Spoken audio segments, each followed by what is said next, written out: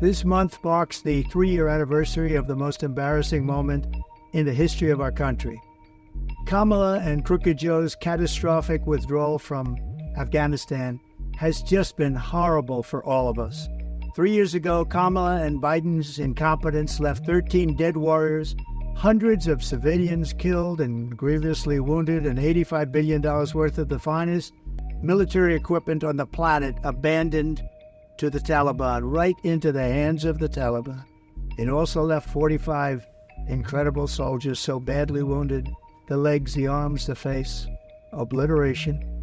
As Vice President, Kamala bragged that she was the last person in the room. She was the tough one. She was the last person in the room during that disastrous withdrawal from Afghanistan decision.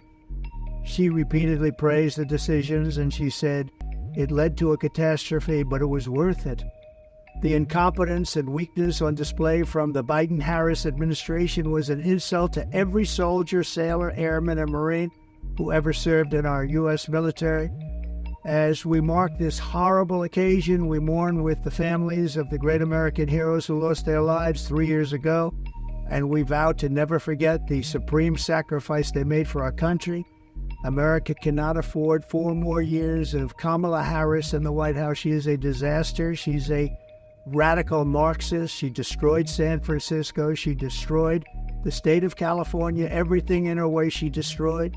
She ran against Crooked Joe Biden and she lost. She was the first one out of 22 people. She was the first one to quit. She never even in the primary made it to Iowa. And this is not a person that should be running right now. She didn't get 1 vote. I'm not a fan of Biden at all. I thought he was the worst president in history. I think she's the worst vice president in history. But she got no votes. He got 14 million votes. They staged a coup. And something like that's not supposed to happen in our country. Under my leadership, our nation will be strong and respected like never before. And I will keep America safe. I will keep it safer than ever before.